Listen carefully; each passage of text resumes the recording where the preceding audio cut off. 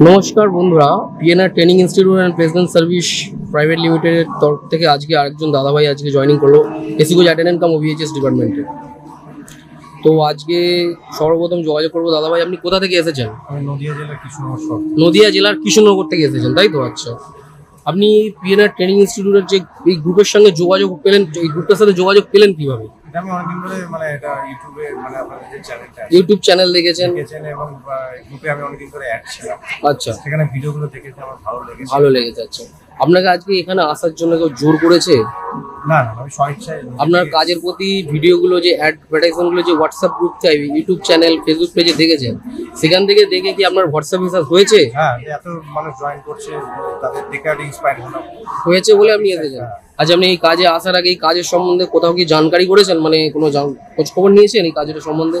হ্যাঁ, খোঁজ খবর আমি নিয়েছি যে না, সব ঠিকঠাক আছে, কিন্তু বিশ্বস্ত কাজ সব।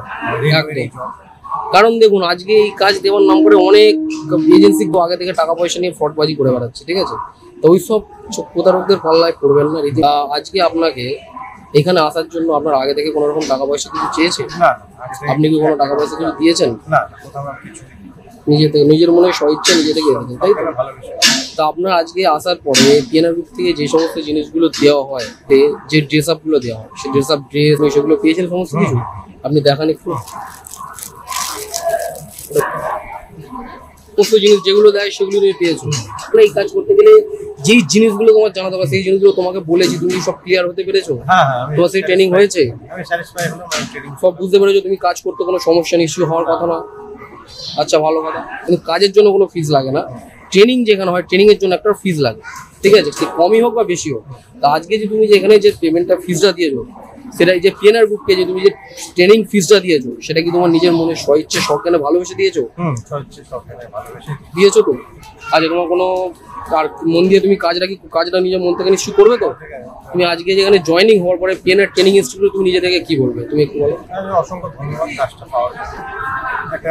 সবাইকে বলবো যে আপনারাও আসুন, চেষ্টা করে ট্রাস্ট করে আসলে আপনারা নিশ্চয়ই একটা ভবিষ্যতে একটা নতুন দিশারি পাবেন, এটাই বলছি। ও ঠিক আছে, তুমি মন দিয়ে কাজ করো।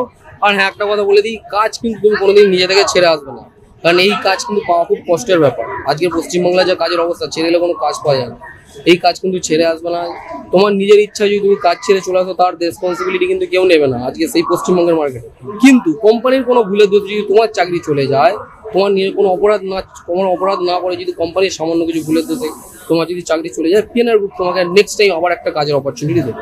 এটা পিএনআর গ্রুপ সবাইকে বলে দেবে, সেটা তোমাকে বলে দেবে। তাও